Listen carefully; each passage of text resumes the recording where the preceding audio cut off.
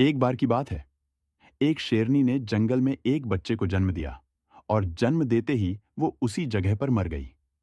उतने में उधर से कई सारी भेड़ गुजर रही थी। उस शेर का बच्चा जिसने अभी अभी दुनिया में कदम रखा था, वो उन भेड़ों के साथ मिलकर चला गया। अब वो शेर का बच्चा एक भेड़ की तरह पलने लगा और उन भेड़ों के साथ रहकर वो खुद को भी एक भेड़ ही समझने लगा था। उसने कभी मांस नहीं खाया और वो भेड़ों के साथ मिलकर घास खाने लगा था।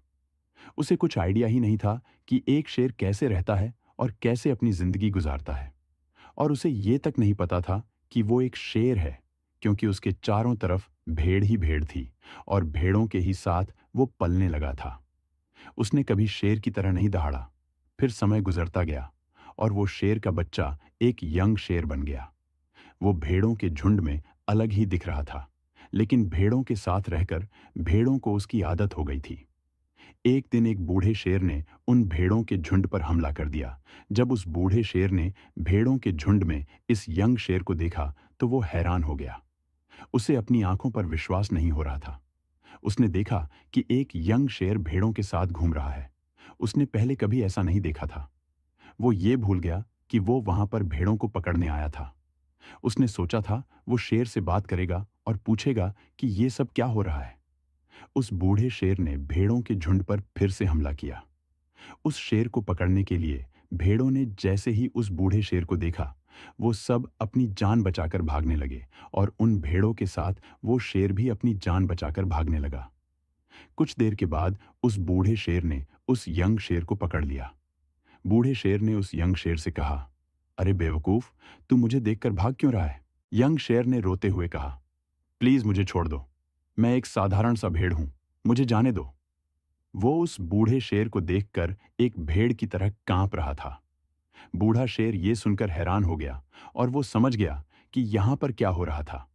वो बूढ़ा शेर उस यंग शेर को एक नदी के पास लेकर गया।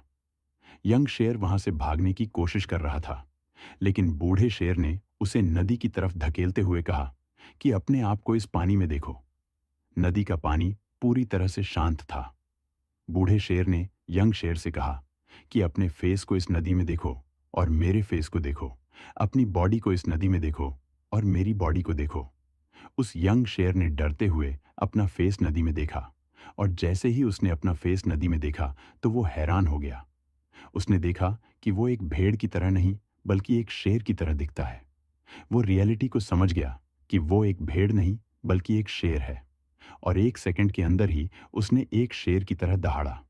उसकी दहाड़ सुनकर पूरा जंगल कांप गया। उसने अपने आप को पहचान लिया, अपनी पावर्स को पहचान लिया और तभी उसने अपने आप में एक ऐसी एनर्जी महसूस की जिसने आज से पहले कभी नहीं की थी। फिर उसने सोचा कि एक भेड़ की तरह जीना रियलिटी नहीं थी, वो सिर्फ एक मेंटली कॉन्सेप्ट था और अब वो रियलिटी को जान चुका था। इस कहानी से बहुत ही डीप मैसेज निकलकर सामने आता है। अपने अंदर से उस वीकनेस को निकालो जो आपके अंदर झूठ बोल बोलकर बैठा दी गई है। आप भी एक शेर की तरह हो जो भेड़ों के बीच फंस चुके हों।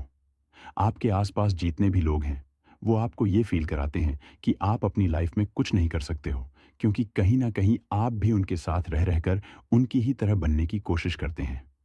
आपको इस भीड़ से अलग खड़े रहना है और अपनी पोटेंशियल, अपनी पावर्स, अपनी एबिलिटी को पहचानना है।